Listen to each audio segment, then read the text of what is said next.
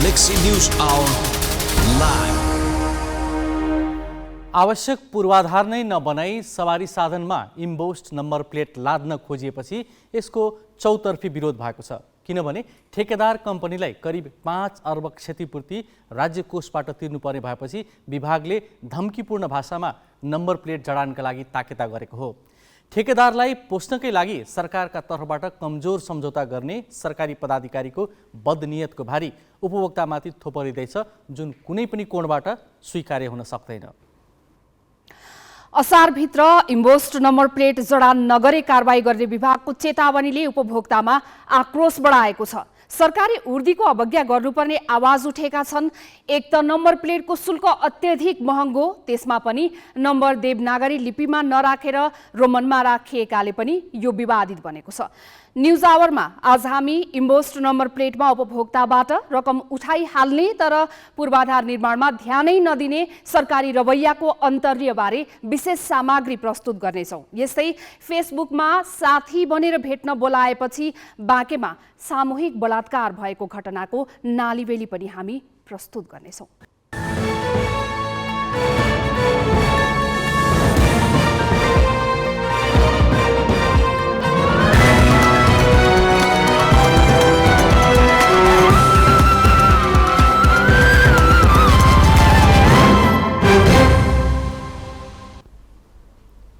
नमस्कार, यो हो ग्यालेक्सी न्युज आवर। अब हेडलाइन्स।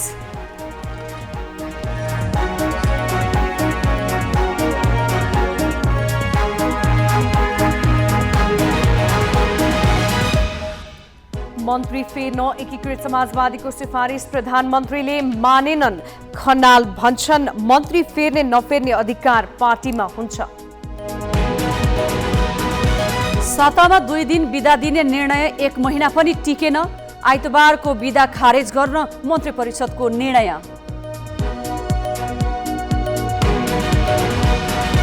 मेडिकल कलेज सञ्चालकको स्वार्थमा 2 पटक भर्ना खोल्ने सरकारको घोषणा विवादित। निजी कलेजहरूले एकै ब्याचबाट झण्डै 12 अर्ब भन्दा बढी उठाउने। बाँकेमा फेसबुकबाट साथी बनेकी किशोरीलाई बोलाएर सामूहिक बलात्कार, आरोपी 7 जना प्रहरी नियन्त्रणमा। र निजी खर्चमा एसियन टेबल टेनिस च्याम्पियनसिप खेल्न कतार गएका 6 खेलाडीलाई शोध भर्ना दिन खेलकुद परिषदको आलटाल, सम्बन्धित सङ्घको पनि बेवास्ता।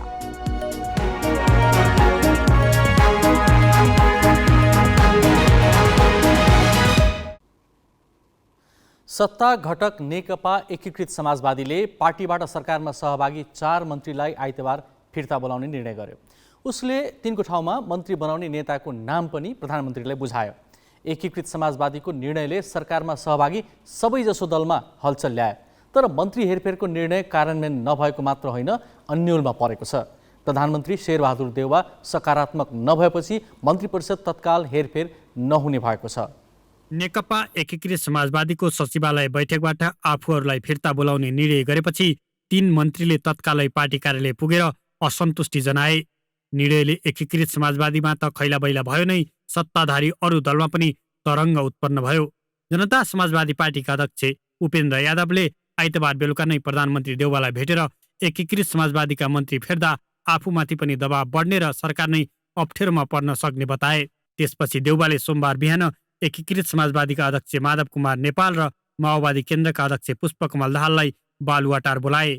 उनीहरूसँगको छलफलमा देउवाले मन्त्री हेरफेरका कारण पार्टीभित्र बढ्न सक्ने असन्तुष्टिले बजेट पास नहुँदै सरकार अप्ठ्यारोमा पर्न सक्ने औल्याए। उनले यादवले भनेका कुरा नेपाल र दाहाल सामु राखे। साथै लोकतान्त्रिक समाजवादी पार्टीलाई सरकारमा सहभागी गराउने विषयमा छलफल गरिरहेको जानकारी पनि देउवाले गराए। उनी प्रतिनिधि सभाबाट बजेट पास हुनु अगाडि मन्त्री परिषद हेरफेर नगर्ने पक्षमा छन्। यादवका साथै दाहाल पनि देउवाकै पक्षमा उभिए। भर्खर मन्त्रीहरूले बजेट पेश गर्नुभएको छ, त्यो विषयमा संसदमा छलफल हुँदैछ। उहाँहरूले जवाफ दिनुपर्ने छ, तत्काल त्यसको कार्यान्वयनमा लैजानुपर्ने छ र निर्वाचनतिर जानुपर्ने परिस्थितिमा अब मन्त्रीहरूको फेरबदलको कुरालाई प्राथमिकतामा ल्याउन चाहिँ कम्तीमा पनि माओवादी पार्टीको तर्फबाट हेर्दा त्यो आवश्यक ठान्दैनमा। अब त्यसमध्ये समयको हिसाबले, सन्दर्भको हिसाबले हेर्दाखेरि पनि बजेट पेश भएको छ संसदमा, मन्त्रीहरूले बजेटको बारेमा जवाफ दिनुपर्छ। अब यो अवस्थामा मन्त्रीहरू, एउटा मन्त्रीले बजेट पेश गर्ने, अर्को मन्त्रीले जवाफ दिने स्थिति त बनाउनु पनि हुँदैन। पार्टीको निर्णयप्रति एकीकृत समाजवादीले फिर्ता बोलाउने निर्णय गरेका मन्त्रीहरू सबैभन्दा असन्तुष्ट छन्। उनीहरूले सोमबार बालुवाटार पुगेर प्रधानमन्त्री देउबालाई भेटे। आफूहरूसँग सल्लाह नै नगरी गरिएको निर्णय कार्यान्वयन नगर्न भने। पार्टीले हटाउने सूचीमा राखेका मन्त्रीले माओवादी केन्द्रका अध्यक्ष दाहालसँग पनि गुहार मागे। यसपछि पार्टी अध्यक्ष नेपाललाई भेटेका उनीहरू तत्कालका लागि पद जोगियो भनेर खुसी भएका छन्। तर पार्टी सचिवालयको बैठकको निर्णय कार्यान्वयन नभएपछि एकीकृत समाजवादीभित्र भने असन्तुष्टि बढेको छ। मन्त्रीका लागि सिफारिस भएकाहरू असन्तुष्ट बनेका छन्। पार्टीका वरिष्ठ नेता झलनाथ खनालले उनीहरूलाई नै साथ दिएका छन्। कुन व्यक्तिलाई मन्त्री बनाउने या नबनाउने त्यो सम्बन्धित पार्टीको सार्वभौम कुरा हो, अरूले गर्ने होइन। हाम्रो पार्टीका तर्फबाट कसलाई मन्त्री बनाउने या नबनाउने भन्ने कुराको निर्णय नेकपा एकीकृत समाजवादीले गर्छ। यो धरतीका अरू कुनै ताकतले गर्ने कुरा होइन। प्रधानमन्त्री प्रणालीमा मन्त्री छान्ने अधिकार प्रधानमन्त्रीको हो, तर बिर्सन नहुने कुरा चाहिँ अहिले कुनै एक दलको सरकार छैन। नेपाली काङ्ग्रेसका सभापति देउबा अरू 4 दलको समर्थनमा प्रधानमन्त्री बनेका हुन्। त्यसैले सरकारमा पार्टीका तर्फबाट कसलाई सहभागी गराउने भन्ने निर्णय गर्ने अधिकार सम्बन्धित दलको हो। त्यही अधिकार प्रयोग गर्न एकीकृत समाजवादीले गरेको निर्णय भने अलपत्र बन्न पुगेको छ। क्यामेरामा योगेश लामाका साथ सृजना घिमिरे र अङ्गराज नेउपाने, ग्यालेक्सी फोकी, काठमाडौँ। एकीकृत समाजवादीका मन्त्रीहरूले आफूलाई फिर्ता बोलाउने निर्णयलाई बजार हल्ला भनिरहेका छन्। हिजो गरेको भनिएको निर्णय आजबाट सेलाइसकेको उनीहरूको दाबी छ। तर पार्टी बैठकले नै निर्णय गरेर मन्त्री बन्ने सूचीमा नाम पठाइएका मध्येका एक मेटमणि चौधरीले भने आफूहरूको शपथ रोकिएको विषयलाई अन्य दलभित्रको विवादसँग जोडेर हेरेका छन्। शपथ चाँडै हुने उनको दाबी छ।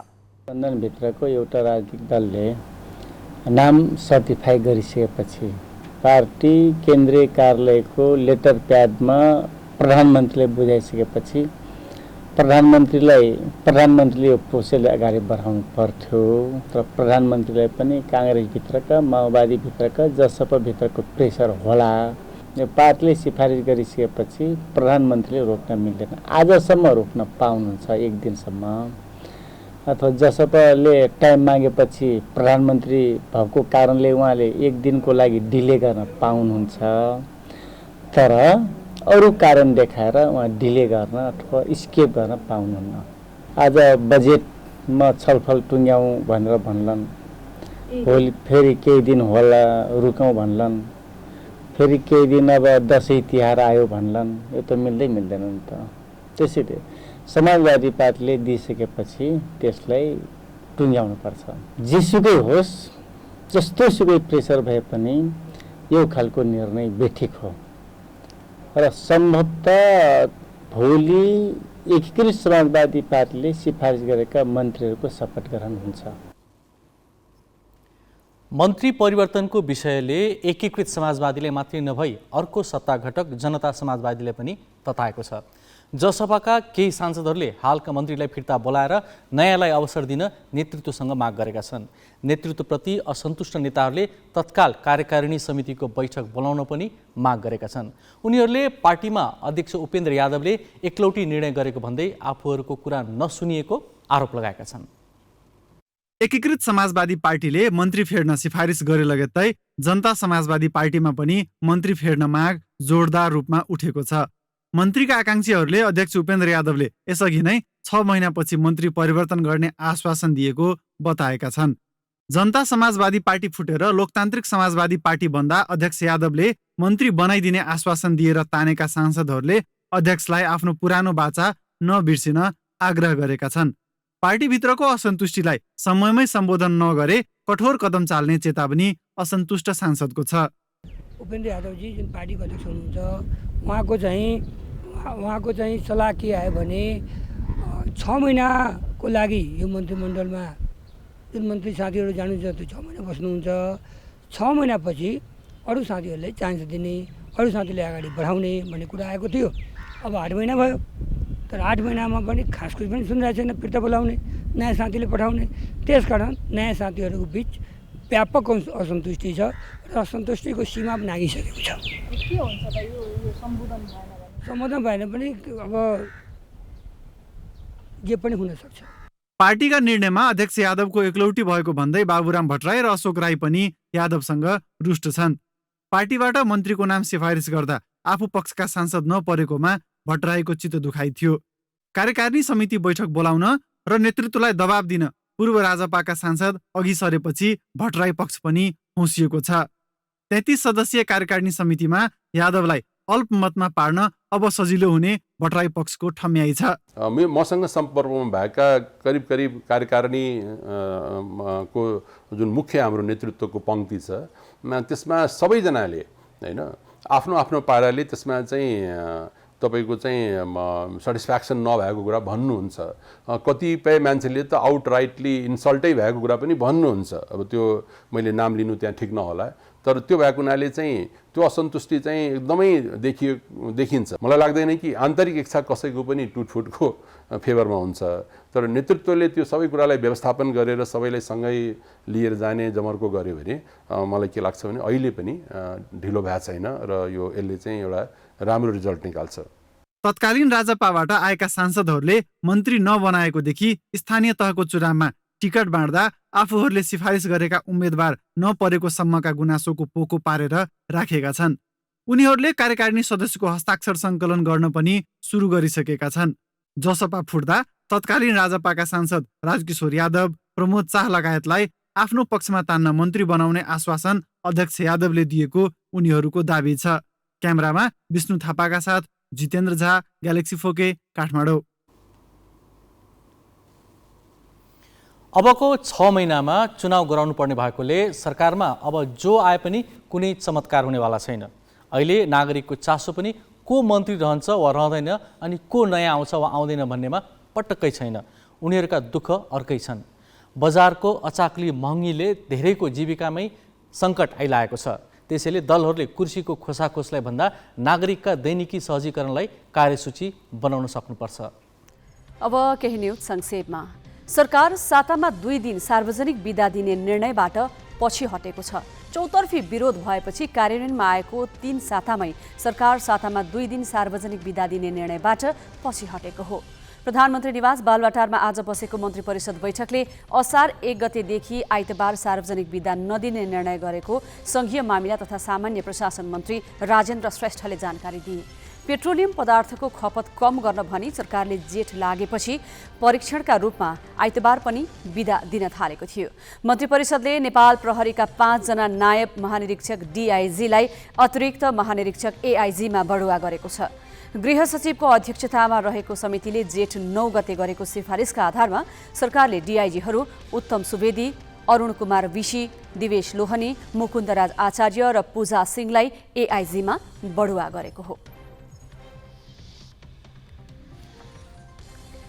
निर्वाचन आयोगले असार 1 देखि मतदाता नामावली सङ्कलन गर्ने भएको छ। आयोगले प्रदेश तथा संघीय निर्वाचनलाई लक्षित गरी असार 1 देखि मतदाता नामावली सङ्कलनको निर्णय गरेको हो।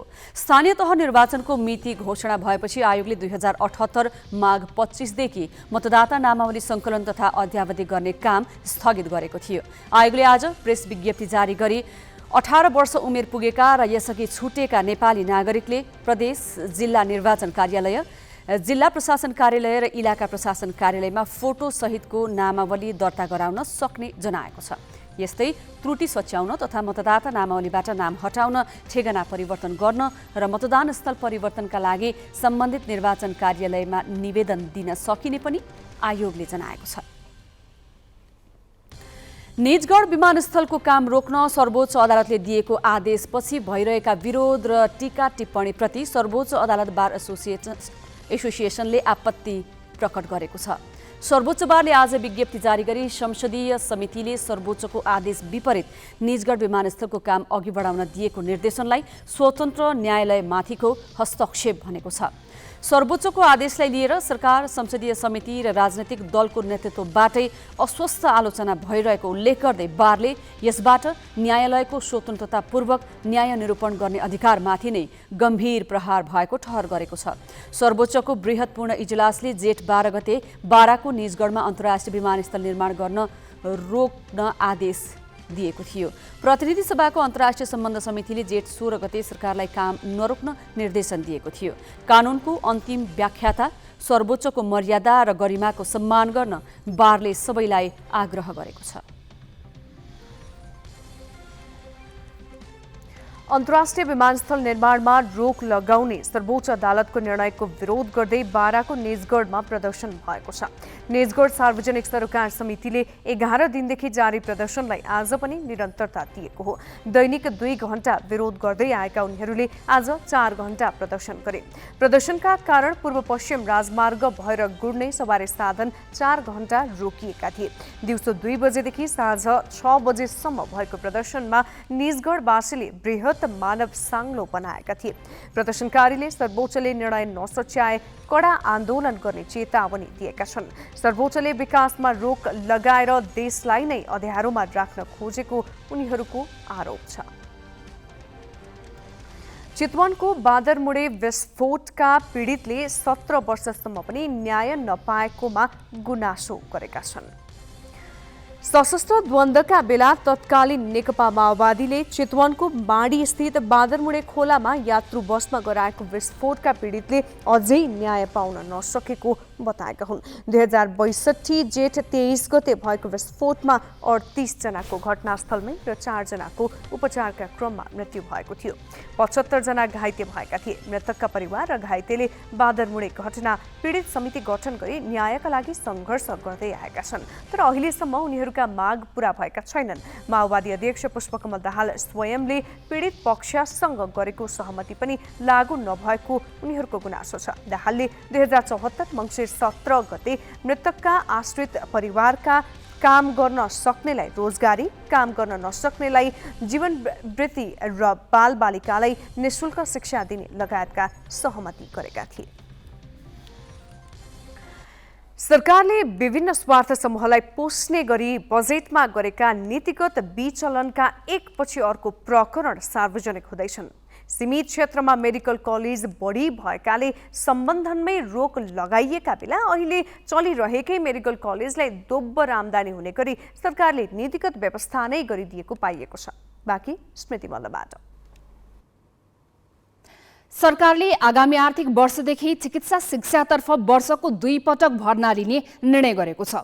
अध्ययनका लागि विदेश जाने विद्यार्थीलाई रोक्न र मुलुकको आवश्यकता अनुसार दक्ष जनशक्ति उत्पादन बढाउन यो नीति लिएको सरकारी तर्क छ। तर विज्ञ तथा सरकारवाला निकाय भने यो तर्कमा सहमत छैनन्।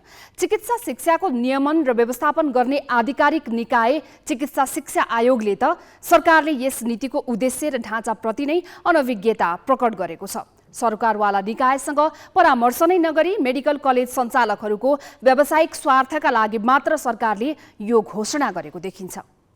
अर्थमन्त्री जनार्दन शर्माले जेठ 15 गते संसदमा प्रस्तुत गरेको आगामी आर्थिक वर्षको बजेटको 171 नम्बर बुँदामा स्वास्थ्य शिक्षा उपलब्ध गराउने शिक्षण संस्थाहरूले वर्षको 2 पटक विद्यार्थी भर्ना गर्ने गरी क्षमता विकास गरिने उल्लेख छ।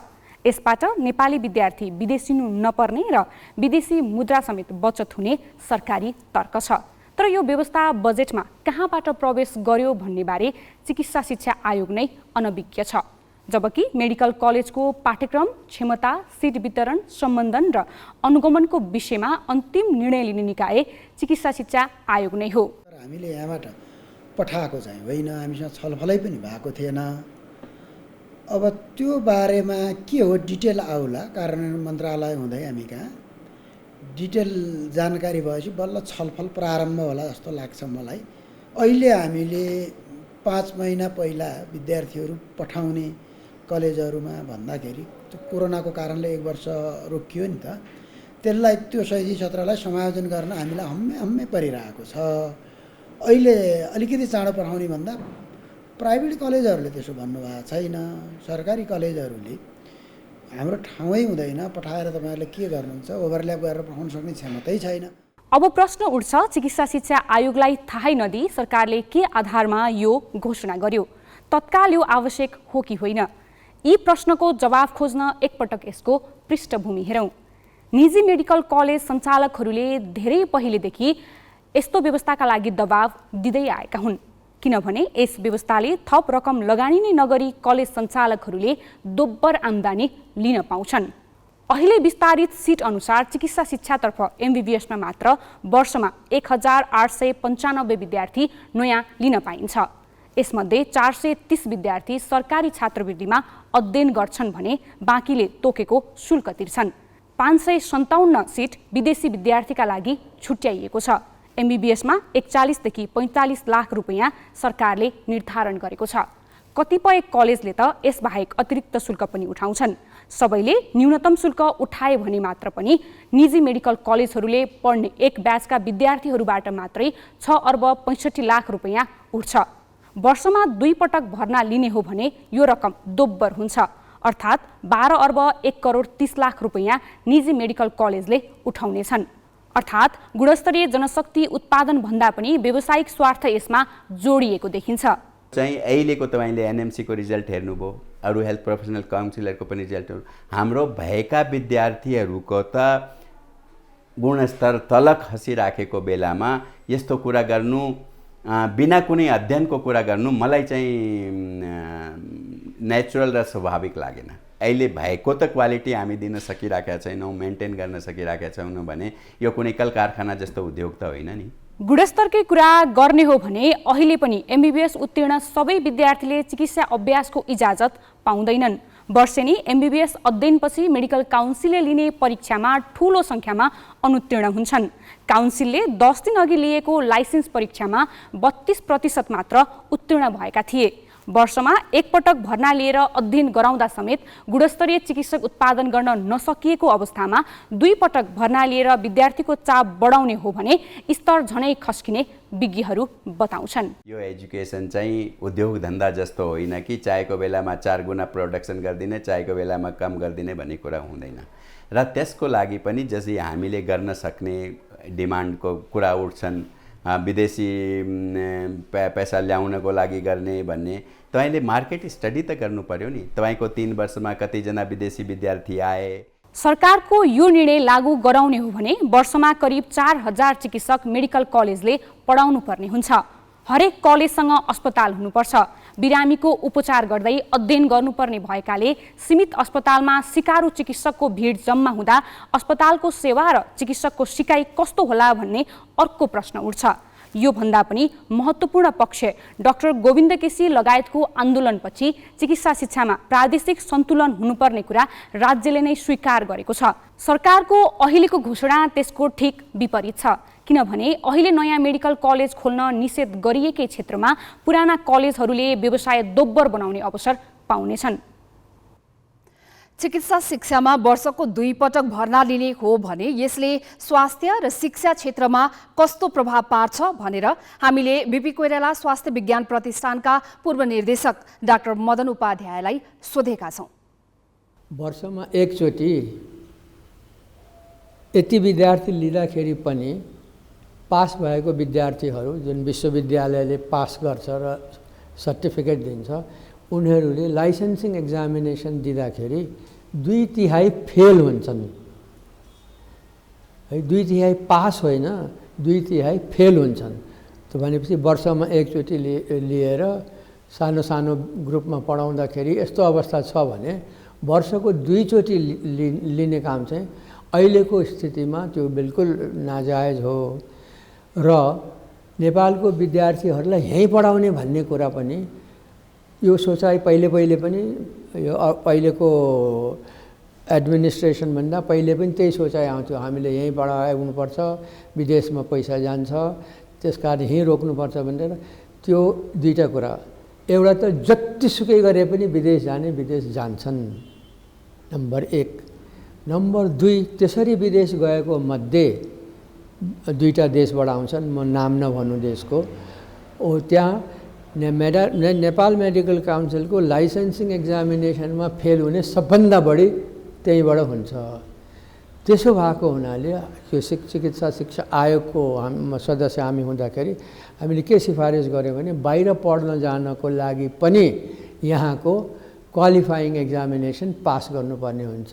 तिनीहरूले लाइसेन्सिङ एक्जामिनेसन दिँदाखेरि 2/3 फेल हुन्छन् भने विश्वविद्यालयले के पढाएछ, के परीक्षा लिएछ, कसरी परीक्षा लियो हो यस्तो कुरा सुनिसकेपछि आउँछ बाहिरबाट। यो सबै हामीलाई भुलभुलैयामा राख्यो। स्वार्थ समूहका जस्तासुकै सुझाव र दबाब नीति बन्ने हुन् भने यो राज्य कसको नियन्त्रणमा छ भनेर प्रश्न गर्नुपर्ने हुन्छ।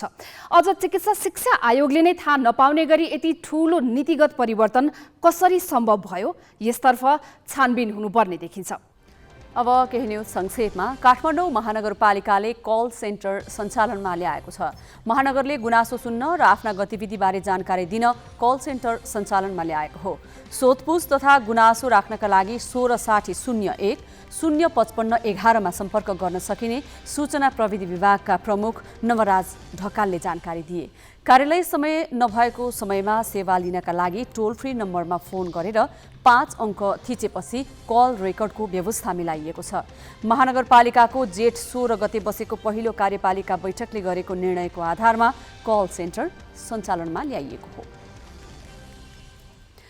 बेलायतका प्रधानमन्त्री बोरिस जोन्सनले आज पार्टीको संसदीय दलमा अविश्वास प्रस्ताव सामना गर्ने भएका छन्।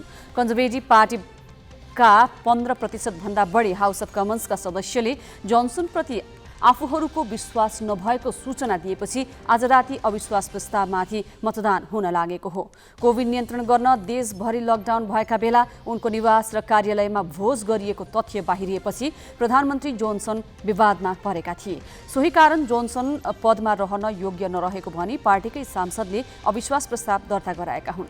अविश्वास प्रस्तावमाथि कन्जर्भेटिभ पार्टीका 359 सांसदले मतदान गर्नेछन्। जोन्सनले पदमा रहिरहनका लागि 180 सांसदको भोट प्राप्त गर्नुपर्नेछ। नाइजेरियामा बन्दुकधारीले एउटा क्याथोलिक चर्चमा गरेको आक्रमणमा पनि मृत्यु हुनेको संख्या 50 पुगेको छ। विस्फोटक पदार्थ समेत बोकेका बन्दुकधारीले चर्चमा आक्रमण गरेको ओन्डो राज्यका प्रहरी प्रवक्ता फन्मिलियो इबुकुन ओदुनलामीलाई उद्धृत गर्दै अन्तर्राष्ट्रिय सञ्चार माध्यमले जनाएका छन्। सोही राज्यका गभर्नर अरकुनिन ओलुवातेरिमी अकेरेडोलुले उक्त घटनालाई नरसंहार भनेका छन्। उनले घटनास्थल निरीक्षण गर्नुका साथै अस्पताल पुगेर घाइतेको स्वास्थ्य अवस्थाबारे जानकारी लिएका छन्। घटनाबारे अनुसन्धान भइरहेको समाचारमा उल्लेख छ। नेपालले मलेसियामा जारी आइसिसी अन्डर-19 महिला विश्वकपको एसियाली छनौटमा दोस्रो जित निकालेको छ। नेपालले आज भुटानलाई 4 विकेटले हरायो। भुटानले दिएको 67 रनको चुनौती नेपालले 13 ओभर 1 बलमा 6 विकेट गुमाएर पूरा गर्यो। सानु राजवंशीले अभिजित 30 र साना प्रवीणले 12 रन बनाए। अन्य खेलाडीले दोहोरो अङ्कको स्कोर छुन सकेनन्। भुटानकी साङ्गे एवाङ्मोले 3 विकेट लिइन्। यसअघि किन्रारा ओभल क्रिकेट मैदानमा टस जितेर ब्याटिङमा उत्रिएको भुटानले 9 विकेट गुमाएर 66 रन बनाएको थियो। अनु कडायत, मनिषा कुमारी उपाध्याय र कृतिका मरासेनीले समान 2 विकेट लिए। भुटानका 2 ब्याटर रन आउट भए। नेपालले यसअघि कतारलाई पराजित गरेको थियो। नेपालले आफ्नो चौथो खेलमा भोलि बलियो टोली थाइल्यान्डसँग प्रतिस्पर्धा गर्नेछ। सरकार आफूले गर्नुपर्ने काम नगर्ने, ठेकेदारलाई पनि गराउन नसक्ने अनि उपभोक्तालाई मात्रै निचोर्ने नियतका साथ प्रस्तुत भइरहेको छ। यो विषय अब सामाजिक सञ्जाल हुँदै संसदसम्म पुगेको छ। यो प्रसङ्ग अजय दासबाट। बिजनेस न्यूज का साथमा नेपा टप सब ठीक ठाक। नेपा टप सब ठीक ठाक।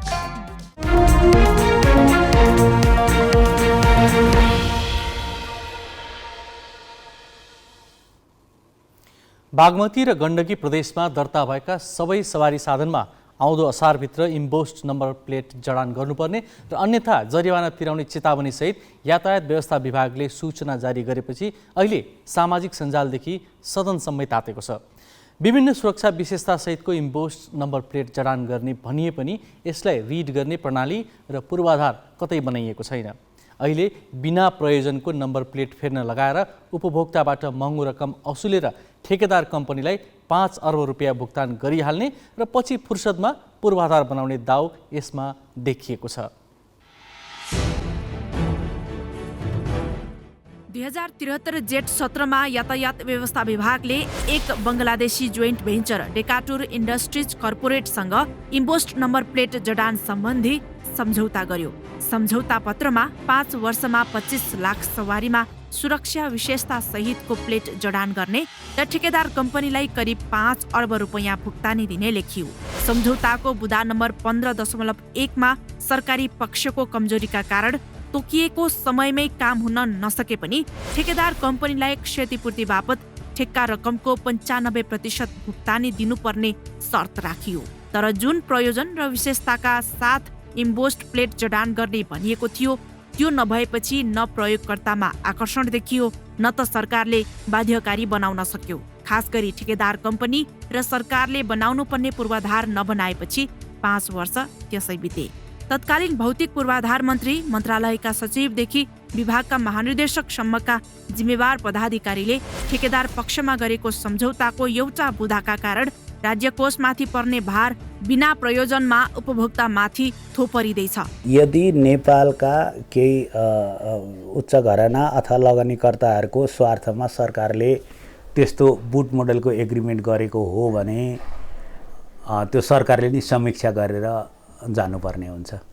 होइन त्यो नेपालको विकासको लागि, नेपाली जनताको लागि उपयुक्त छ भनेर एग्रिमेन्ट गरेको भने स्ट्रङली जानुपर्ने हुन्छ।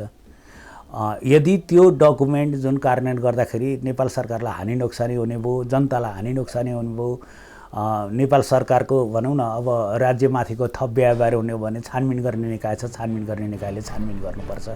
गत वर्षको जेठमा सम्झौता सकिने भएपछि करिब 2.5 वर्ष म्याद थपियो।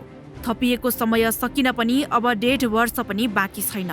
बुट मोडेलमा गरिएको यस्तो सम्झौताले ठेकेदार कम्पनीलाई त फाइदा हुने नै भयो, तर यसैका नाममा राज्यकोषमाथि अत्यास लाग्दो भार थपिँदैछ। त्यसैले सरकारले क्षतिपूर्ति तिर्न नपरोस् भनेर अहिले विभाग आक्रामक रूपमा उत्रिएको छ। अबको 15 महिनामा विभागको लक्ष्य अनुसार 25 लाख सवारीमा इम्बोस्ड नम्बर प्लेट लगाउने नै हो भने पनि न त सरकारको कार्यक्षमता र जनशक्तिले धान्छ न त आवश्यक पूर्वाधार नै तयार छन्। इम्बोस्ड नम्बर प्लेटभित्र राखिने चिप रिड गर्न विभिन्न 10 ठाउँमा बनाउनु पर्ने RFID गेट लगायतका कुनै पनि पूर्वाधार बनाइएका छैनन्। अहिलेसम्म मुस्किलले 25,000 सवारीले मात्रै इम्बोस्ड नम्बर प्लेट जडान गरेका छन्, ती पनि अधिकांश सरकारी हुन्। अब 25 लाख सवारीमा 7 अर्बभन्दा माथि रकम उठाउने सरकारी योजना छ। नागरिकबाट उठेको रकमको 30% सरकारले राख्ने र बाँकी 5 अर्ब ठेकेदारलाई दिने भनिएको छ। तर विभागका अधिकारी भने यो प्रविधि पूर्ण कार्यान्वयनका लागि पूर्वाधार तयारी अवस्थामै रहेको दावी गर्छन्। हामीलाई कम्पनीले विशुद्ध चाहिँ सफ्टवेयर 25 लाख भेहिकल हामीलाई नम्बर प्लेट जडान गरिदिसकेपछि हार्डवेयर र सफ्टवेयर सबै कम्पनीले हामीलाई नै दिने हो। नेपाल सरकारकै प्रोपर्टी हुन्छ त्यो, तर त्यो त्यसमा नेपाल सरकारको लगानी छैन। उसैले इस्ट्याब्लिस गरेको सम्पूर्ण चाहिँ इन्स्टलेसन भन्नु भन्छ, त्यसमा हार्डवेयर सफ्टवेयर सबै पर्छ। भनेको मेसिन छाप्ने मेसिनदेखि लिएर सम्पूर्ण सफ्टवेयरदेखि लिएर सर्भरदेखि लिएर डाटाबेसदेखि लिएर सबै हामीलाई उसले ह्यान्डओभर गर्नुपर्छ र त्यसका सम्पूर्ण तयारीहरू अहिले भएरै हामीले 2,50,000 प्लेट उत्पादन भइसकेको हुनाले यसमा अब यो अनलाइन एप्लिकेसन र यो चाहिँ भेरिफिकेसन, अनलाइन पेमेन्ट लगायतका कुराहरू यो सिस्टममा, एप्लिकेसन सिस्टममा, प्रोसेसमा एड गर्न जहिले पनि सकिन्छ। त्यसलाई कुनै नौलो कुरो भएन। तर इम्बोस्ड नम्बर प्लेट चाहिँ जडान गर्नको लागि आवश्यक पर्ने न्यूनतम पूर्वाधारहरू सबै तयार भइसकेको छ। आफूले गर्नुपर्ने काम नगर्ने र उपभोक्ताबाट रकम असुलेर ठेकेदारको पोल्टा भरिहाल्ने यस रवैयाले उपभोक्ता झन चिडिएका छन्। क्यामेरामा सबिन महर्जनका साथमा शिखा श्रेष्ठ, ग्यालेक्सी 4K, काठमाडौँ। बागमती र गण्डकी प्रदेशमा दर्ता भएका सवारी साधनमा असारभित्र इम्बोस्ड नम्बर प्लेट जडान नगरिए दण्ड जरिवाना हुने सरकारी निर्णयको संसदमा विरोध भएको छ। प्रतिनिधि सभाको आज बसेको बैठकमा विशेष समय लिएर बोल्दै नेपाली कांग्रेसका महामन्त्री समेत रहेका सांसद गगन थापाले इम्बोस्ड नम्बर प्लेट जडानका नाममा सरकारले नागरिकलाई तर्साउने काम गरेको बताएका छन्। सरकारले भनेको समयमा भनेको काम गर्न नसक्दाखेरि आर्थिक दायित्व बिहोर्नुपर्छ भने कमी कमजोरी जसले गर्यो त्यसले सजाय प्राप्त गर्ने हो कि यसको दुःख नागरिकले पाउने? अबको 15 महिनामा 25 लाख सवारी साधनमा जोड्ने दिनको 5,500 कसरी सम्भव छ? 2-3टा कार्यालय राष्ट्रिय परिचय पत्र लिँदै गर्दा नागरिकले शास्ति बिहोर्नु पर्यो। सम्मानित सभापति, त्योभन्दा अत्यन्त बढी शास्ति बिहोर्नुपर्छ। दिन रात नभनिकन लाइन बस्नुपर्छ। अन्तिममा प्लेट पनि जडान हुँदैन। नागरिक सेवाग्राही जसले जडान गरेको छ उनीहरूको गुनासो छ, यति महँगो पैसा तिरेर प्लेट लिएका छौँ, यसको गुणस्तर छैन, कहीँ कतै खल्टाखुल्टी पर्यो भने त्यो प्लेट खसेको छ। आवश्यक छैन, तर यसको कारण प्रभावकारी हुनुपर्छ। नागरिकहरूको प्रश्न छ, कम्पनीमाथि नै प्रश्न छ। जुन कम्पनीले ठेक्का पाएको छ कम्पनीमाथि प्रश्न छ, जुन प्रकृतिको सम्झौता भएको छ सम्झौतामाथि प्रश्न छ। देवनागरी लिपिमा किन भएन जबकि बङ्गलादेशमा भयो, इजरायलमा भयो, यो प्रश्न छ।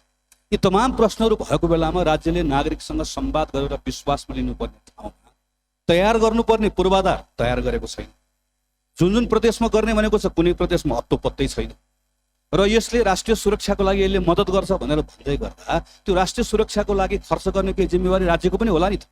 यत्रो महँगो छिमेकी भारतसँग तुलना गर्यो, अरू देशसँग तुलना गर्यो भने 5 गुणा 6 गुणा बढी पैसा लिएर त्यो पनि 1 गतेभित्र गर्ने बेगर नभएदेखि देखाइदिन्छु भनेर जसरी धम्की दिएको छ, धम्कीको यो भाषा गलत छ, यसलाई खारेज गर्नुपर्छ। सम्माननीय सभामुख महोदय, म तत्काल सरकारसँग माग गर्न चाहन्छु, यसको तत्काल पुनरावलोकन होस्, यसलाई सस्तो पनि बनाइयोस्, सबैभन्दा ठुलो कुरा नागरिकलाई शास्ति दिने काम नगरियोस्। बाँकेमा 16 वर्षीय किशोरीमाथि सामूहिक बलात्कार भएको छ। बलात्कारमा संलग्न भएको आरोपमा प्रहरीले 7 जनालाई पक्राउ गरेको छ। पक्राउ पर्नेमा बैजनाथ गाउँपालिकाका हेमराज थारू, विक्रान्त थारू, निराजन थारू, प्रवीण थारू, राजकुमार थारू, विश्वनाथ थारू र निर्देश थारू छन्। पक्राउ परेका मध्ये 3 जना 18 वर्ष मुनिका हुन्। फेसबुकबाट चिन्जानपछि प्रेम सम्बन्धमा रहेका युवक हेमराज थारूले किशोरीलाई जन्मदिन मनाउन बाँके र बर्दिया जिल्लाको सिमानामा पर्ने मानखोलामा बोलाए। हेमराजले करकाप गरेर बोलाएपछि किशोरी नेपालगञ्जबाट शनिबार अपराह्न 4 बजेतिर बस चढेर मानखोला पुगिन्। पहिले हेमराज र विक्रान्तसँग भेट भयो। विक्रान्तको मोटरसाइकल चढेर 3 जना बडैया ताल पुगे। त्यहाँ केही बेर घुमफिर गरेपछि उनीहरू मानखोलाको फुलबारी गए। साँझ 6 बजेदेखि राति 12 बजेसम्म जन्मदिनको भोज गरे। भोजमा निराजन, प्रवीण र राजकुमार पनि थपिए। उनीहरू सबैले भोजमा घरेलु मदिरा खाए र किशोरीलाई पनि जबरजस्ती खुवाए। त्यसपछि पालै पालो बलात्कार गरे। बलात्कारपछि बेहोस भएकी किशोरीलाई मोटरसाइकलमा राखेर पिपरी लगियो। पिपरीमा विक्रान्त थारूले बङ्गुर पाल्दै आएको टिनको टहरोमा लगे। फेरि 2 जनाले त्यही बलात्कार गरे। त्यसपछि किशोरीलाई घर पुर्याइदिन विक्रान्तले मोटरसाइकलमा राखे। पछाडि बसेर अर्का 1 जनाले किशोरीलाई समाए। उनी अर्धचेत अवस्थामा थिइन्। उनीहरू किशोरीको घर नेपालगञ्जतर्फ लागे। नेपालगञ्ज गुलरिया सडकको उडारापुरमा प्रहरी चेकिङ थियो। 3 जना चढेको देखेपछि खजुरा गाउँपालिकामा पर्ने प्रतीक्षालय चोकमा इलाका प्रहरी कार्यालय धनौलीबाट खटिएको प्रहरी टोलीले मोटरसाइकल रोक्यो। पहिला उनीहरूले बिरामी भनेर छल्न लागेका थिए, तर प्रहरीलाई शङ्का लाग्यो र चौकी लग्यो। चौकीमा सोधपुछ गर्दा गर्दै किशोरी पूर्ण होसमा आइन् र आफूमाथि बलात्कार भएको बताइन्। प्रहरीले उनीहरूलाई भाग्ने अवसर नै दिएन। उनीहरूकै बयानका आधारमा अरू 5 जना पनि पक्राउ परे। घटना बर्दिया र बाँके 2 जिल्लामा भएकोले दुवै जिल्लाका सुरक्षाकर्मीको समन्वयमा अनुसन्धान भइरहेको प्रहरीले जनाएको छ। बर्दियामा पनि पहिलो घटना बर्दिया हो। बर्दियाबाट उठाएर त्यहाँ बेहोस भएको अवस्थामा उठाएर फेरि नेपालगञ्ज बाँके ल्याइयो। बाँके ल्याएर वार्ड नम्बर 8 बैजनाथ गाउँपालिकाको वार्ड नम्बर 8 पिपरी भन्ने ठाउँमा फेरि पुनः त्यो बलात्कार जस्तो गर्ने घटना फेरि पनि भएको छ। त्यस कारणले घटनास्थल 2 ठाउँमा छ। एउटा हाम्रो बाँके जिल्लामा छ, अर्को बर्दिया जिल्लामा छ। दुवै जिल्लाबाट यसको अनुसन्धान कार्य सुरु भइसकेको छ। हामीले बर्दियाको मैना पोखरलाई पनि समन्वय गरेका छौँ। उहाँहरूले पनि घटनास्थल गरेर लैसक्नु भएको छ। हामी यस जिल्लामा आवश्यक अनुसन्धान गर्छौँ र अनुसन्धान पश्चात फेरि हामी मैना पोखर बर्दियासँग समन्वय गरेर यी अभियुक्तहरूलाई बर्दियाको प्रहरीलाई हामी ह्यान्डओभर गर्छौँ। बढ्दो पशु तस्करी रोक्न बाँके प्रहरीले रातभर गस्ती गर्ने गरेको छ। शनिबार राति पनि प्रहरी गस्तीमै थियो। बिहान उज्यालो हुने बेलासम्म गस्तीमा रहेको प्रहरीले पशु तस्करी त रोक्यो नै, पशु रूपी मानवलाई पनि आफ्नो पन्जामा पार्न सफल भयो। ग्यालेक्सी फोकेका लागि नेपालगञ्जबाट जागेश्वर थारूको रिपोर्ट। बलात्कारको मुद्दामा उजुरी दिने हदम्यादलाई लिएर अहिले सडकदेखि सदनसम्म बहस भइरहेको छ। खास गरी एकजना सौन्दर्य प्रतियोगीले जेठ पहिलो साता 8 वर्ष पहिला आफूमाथि बलात्कार भएको घटना सार्वजनिक गरेपछि उजुरी दिने 1 वर्षको हदम्याद हटाउन दबाब बढिरहेको छ। सडकमा दिनहुँ जसो प्रदर्शन भइरहँदा राष्ट्रिय सभाले कानुनी व्यवस्था पुनर्विचार गर्न सरकारलाई निर्देशन नै दिएको छ। तर प्रतिनिधि सभाका सदस्य भने हदम्यादलाई लिएर विभाजित भएका छन्। सरकारले हदम्याद तत्कालै पुनरावलोकन नहुने जवाफ दिएको छ। प्रतिनिधि सभाको सोमबारको बैठकमा यौन हिंसा विरुद्धका केही ऐनलाई संशोधन गर्न बनेको विधेयकमाथि सैद्धान्तिक छलफलको कार्यसूची थियो। बलात्कार मुद्दामा उजुरीको हदम्यादको विषय विधेयकमा छैन।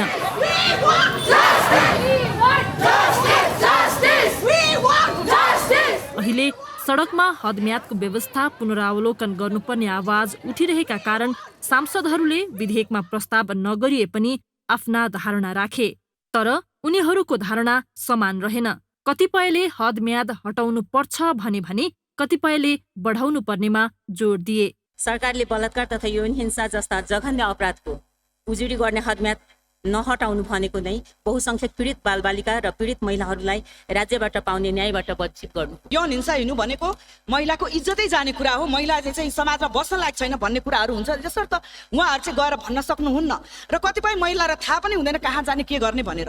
त्यसैले चाहिँ यो हदम्यादको हामीले हटाउनु पर्छ। घटना घटिसकेपछि यसलाई कारबाही गर्नको निम्ति दायरा के गर्ने भन्दाखेरि पुरै छोडेर जाँदा कानुन पनि सही किसिमले हामीले सही निष्कर्षमा जान सक्दैनौँ।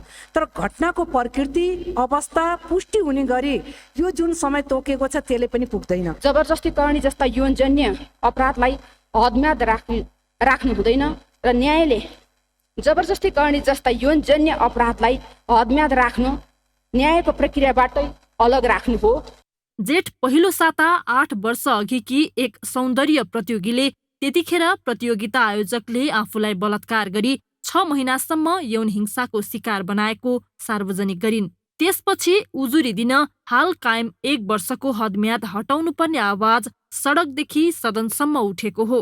राष्ट्रिय सभाले जेठ 20 गते सरकारलाई हदम्याद सम्बन्धी कानुनी व्यवस्था संशोधन गर्न निर्देशन दिएको थियो। तर प्रतिनिधि सभाका केही सदस्य हदम्याद बढाउने र हटाउने आवाजको विपक्षमा उभिए। हदम्याद हटाए प्रमाण मेटिने, पीडितलाई न्याय दिलाउन थप कठिन हुने र अदालतमा मुद्दाको चाङ मात्र बढ्ने उनीहरूको तर्क छ। जबसम्म मन मिल्यो तबसम्म उसलाई लभको संज्ञा दिने, त्यसपछि आफ्नो स्वार्थ पूरा भएन भनेपछि उसलाई बलात्कारको संज्ञा दिने।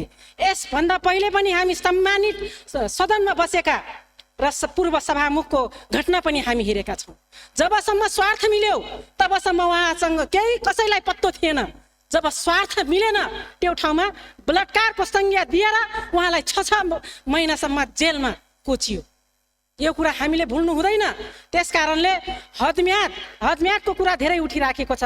यदि हदम्याद राखिएन भने चाङ लाग्छ, मुद्दाको चाङ लाग्छ, अनि न्याय कसरी पाउँछन् यो कुरा पनि यो दृष्टिकोणले पनि हामी हेर्ने जरुरी छ।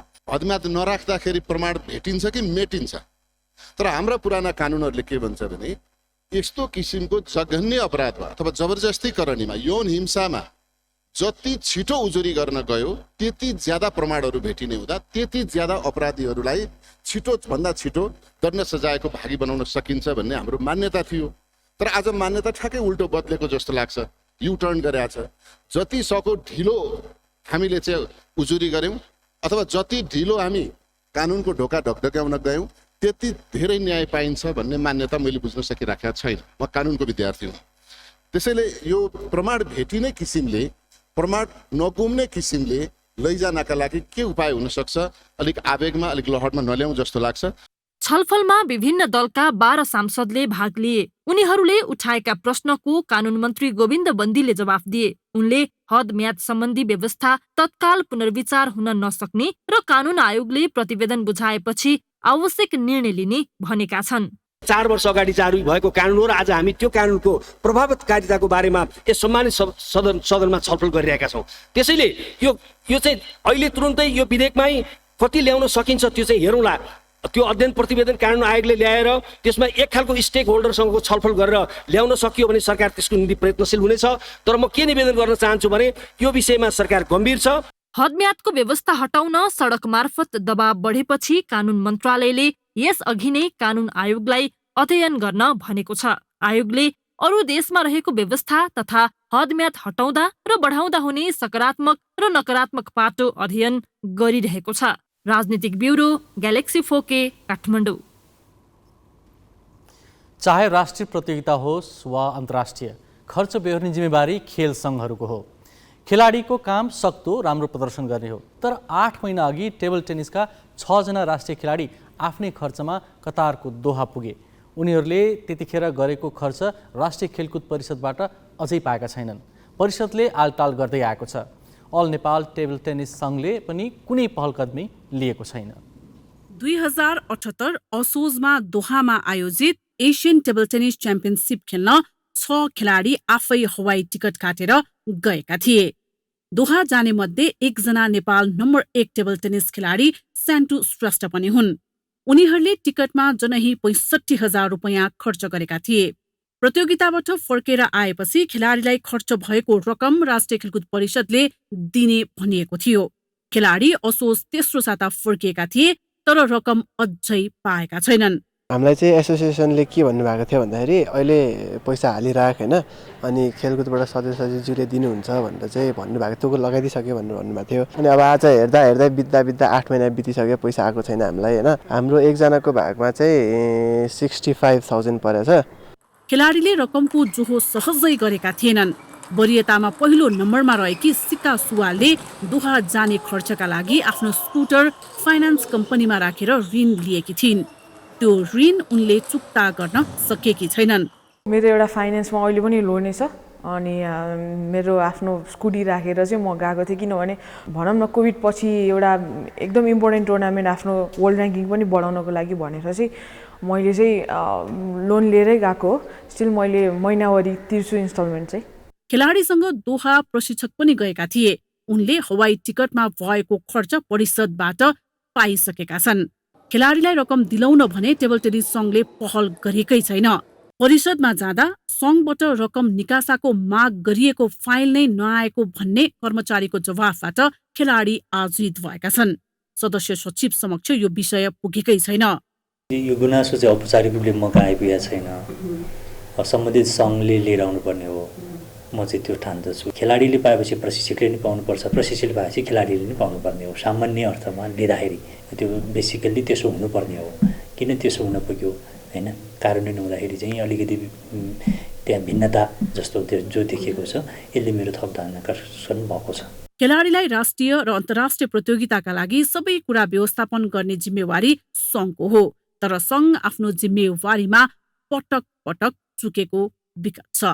अहिलेसम्म खेलेको 12 वर्ष भयो होला। 12 वर्षमा 2-3टा गेम बाहेक अरू सबैमा मैले पैसा हालेर गएको हो। अनि पैसा आउँछ नआउने होइन, अब कोही 5 महिनापछि आउँछ, 6 महिनापछि आउँछ, तर पुरै पैसा चाहिँ अहिलेसम्म आएको छैन। 1 लाख गएको छ भने अब कहिले 80,000 आउने, कहिले आधी मात्रै आउने, कहिले यसमा काट्यो भने उसमा काट्यो भने त्यस्तै हुन्थ्यो। करिब 3 साता अघि दक्षिण एसियाली जुनियर खेलकुदमा भाग लिएको नेपालले ऐतिहासिक रजत पदक जित्यो। त्यसको जस सङ्घले लियो। सदस्य सचिवले पनि सङ्घका अध्यक्ष र खेलाडीलाई सम्मान गरे। तर बिर्सन नहुने कुरा के भने मालदिप्समा भएको त्यो प्रतियोगितामा खेलाडीले आफ्नै खर्चमा भाग लिएका हुन्। खेलाडीले आफ्नो खल्तीबाट जनही 81,000 रुपैयाँ खर्च गरेका थिए। 3 खेलाडीको खर्चका लागि चन्दा सङ्कलन गर्नु परेको थियो। 3 जनालाई चाहिँ हामीले यहीँ खेल्न आउने दाइहरू समक्ष चाहिँ सबैबाट डोनेसन उठाएर पठाएको थियौँ। उनीहरूले हिस्ट्री पनि क्रिएट गर्यो, उनीहरू एसियन च्याम्पियनसिपमा क्वालिफाई पनि भयो। उनीहरूलाई प्रति व्यक्ति 81,000 मालदिप्सको टिकट हामीले उठाएर नै पठाएको थियौँ। सधैँभरि यसरी उठाएर पठाउन सक्दैनौँ। यो चाहिँ अलिकति भनौँ न राष्ट्रिय खेलकुद परिषदको नि यसमा ध्यान जाओस्। जुनियर सेलेक्सन भनेर गरियो पैसा हालेर जाने, हाम्रो कति त्यो योग्य भएको बच्चाहरू चाहिँ खेलेन, किनकि उनीहरूसँग पैसाको अभाव थियो। त्यो भनेको मतलब चाहिँ ट्यालेन्ट भएर मात्रै यहाँ नहुने रहेछ, पैसा पनि चाहिने रहेछ भन्ने कुरा चाहिँ अस्तिको मालदिप्सको जुनियर सेलेक्सनबाट पनि प्रुभ भयो। अन्तर्राष्ट्रिय प्रतियोगितामा भाग लिन खेल्ने कौशलले मात्र पुग्दैन, खेलाडीसँग पैसाको जोह गर्न सक्ने क्षमता पनि चाहिन्छ भन्ने गलत सन्देश सङ्घका पदाधिकारीको नालायकीका कारण गएको छ। हामी ग्यालेक्सी न्युज आवरको अन्त्यमा छौँ। जाँदा जाँदै हेडलाइन्स।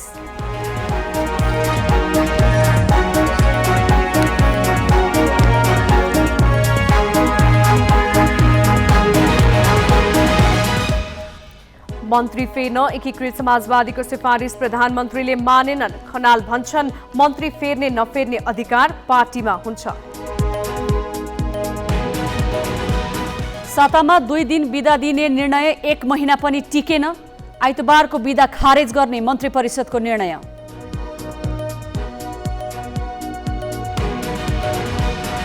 मेडिकल कलेज सञ्चालकको स्वार्थमा 2 पटक भर्ना खोल्ने सरकारको घोषणा विवादित।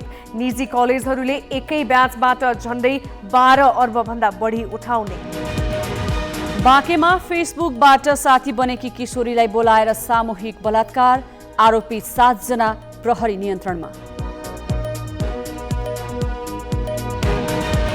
र निजी खर्चमा एसियन टेबल टेनिस च्याम्पियनसिप खेल्न कतार गएका 6 खेलाडीलाई शोध भर्ना दिन खेलकुद परिषदको आलटाल सम्बन्धित सङ्घको पनि बेवास्ता।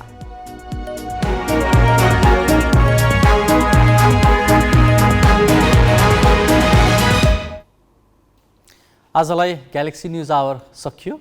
नमस्ते।